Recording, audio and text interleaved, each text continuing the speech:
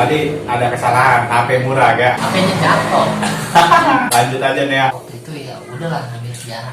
Itu sama sekali gak kepikiran pendidikan gue jadi guru gitu. Tapi kita nikmati prosesnya. Ketemu orangnya asik, ya lingkungannya enak gitu. Udah seperti saudara sendiri, belajarnya juga nyaman ya. Ketika gue menemukan passion gue di situ, di pendidikan sejarah itu, gue seperti tersesat di jalan yang benar gitu ya. Kutipan siapa gitu, gue lupa. Kita dididik nggak sesuai materi itu gitu, nggak sesuai materi, maksudnya gini, nggak sesuai materi itu artinya selama didikan kita itu yang penting kita mengedepankan rasa kemanusiaan kita gitu. Iya.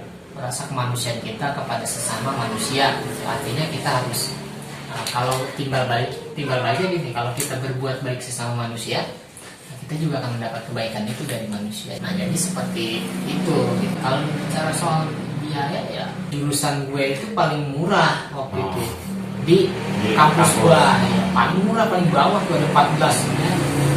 12 atau 14 jurusan gitu ya. Jurusan gue itu paling bawah, paling murah gitu. Secara finansial memberatkan gitu ya. Gue juga sebenarnya kalau dipikir-pikir berat juga sih bayaran kuliah. Syukur-syukur itu tergugah ya keprihatinan kita sama orang tua itu, karena biaya kuliah udah mahal. Kalau bisa jangan yang tengil-tengil lah kelakuan. Pasti ada sisi-sisi di mana orang kampung kayak kita menjajal kursi perkuliahan itu, pasti ada sisi-sisi kesadaran kita prihatin terhadap biaya perkuliahan kita gitu.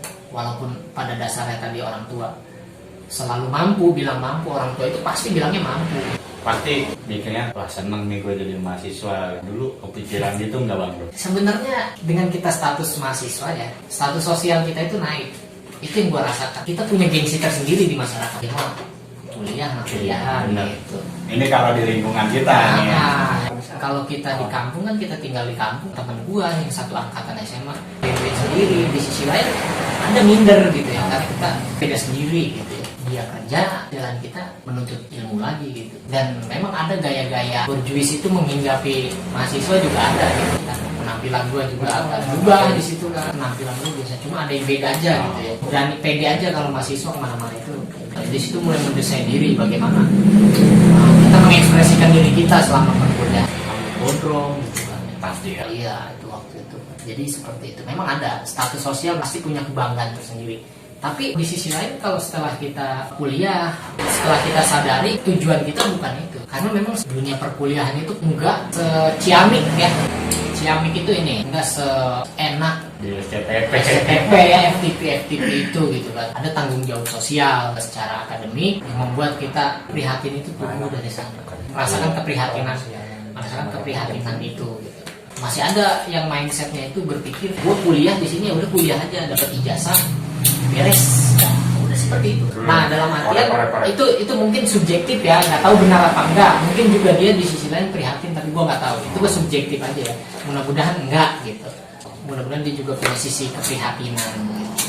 Mungkin kalau kita sambil kerja kita bisa membiayai kuliah, itu lain lagi ceritanya. Pas SMA itu kita pasti mikirnya, wah nanti gue kuliah harus ngambil jurusan ini. Nyatanya pas masuk kuliah kita ngambil jurusan yang beda. Kalau gue sih nggak pernah ya, karena semuanya itu berjalan ngalir gitu aja. Iya. Tapi begini, pasti ada sebab akibat. Kenapa kita lebih berpotensi di jurusan, kalau kita kuliah kita berpotensi di jurusan A, tapi pada akhirnya kita berbelok ke B. Pasti ada sebab akibat. Apa sebab akibatnya itu? Apakah karena orang tua?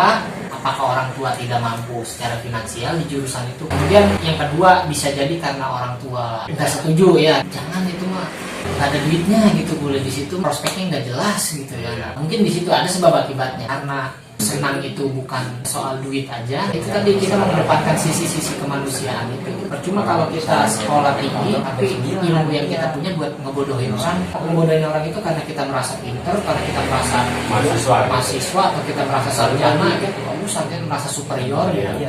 Nah itu ada aja orang yang seperti itu gitu. Nah itu sebab akibatnya seperti itu yang kita garis bawahi. Apakah karena orang tua secara finansial tidak mampu, ataukah karena orang tua memang tidak setuju di situ, duit banyak orang tua tapi udah lu jangan masuk situ gitu kan, prospek kerjanya nggak jelas gitu.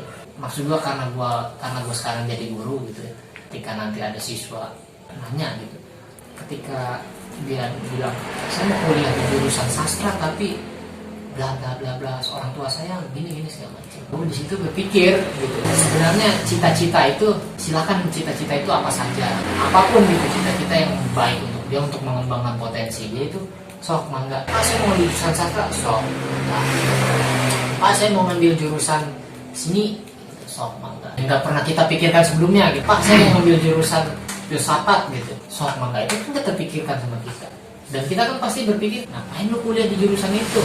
Kan kerjanya ngapain? Kalau misalnya kuliah ya, di lingkungan kita nih, pasti banyak orang yang bilang, nanti kalau misalnya lu kuliah, lulus, lu kerja enak, jadi orang kaya, gitu. Menurut lu, pandangan kayak gitu tuh gimana? Ya menurut gue sih, yang namanya uang gitu ya, pasti kita perlu gitu. Tapi bahagia itu yang gue rasain, bahagia itu bukan soal karena kita punya uang banyak gitu. Ya intinya bersyukur sih. Karena memang yang gue rasain ketika kita bersyukur ya, kebahagiaan bukan hanya soal uang gitu ya, bukan karena yang pertama itu bukan karena uang banyak. Ya dalam hal ini juga kita bukan nggak butuh banget sama duit. Iya.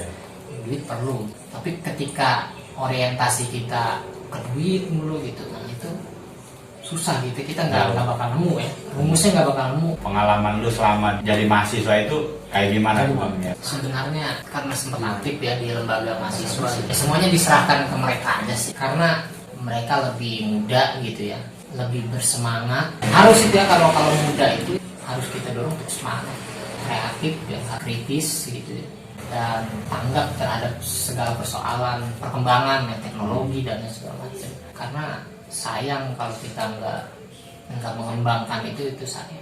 Itu kalau menurut gue ya. Jadi kalau soal kuliah kita nggak sesuai, sayang ya. Memang intinya itu ada di orang tua sih. Restu itu ada di orang tua. Orang tua merestui apa enggak? Kalau orang tua nggak merestui, ya memang kita sebenarnya nggak bisa melawan. Syukur-syukur orang tua itu kalau bisa mendukung.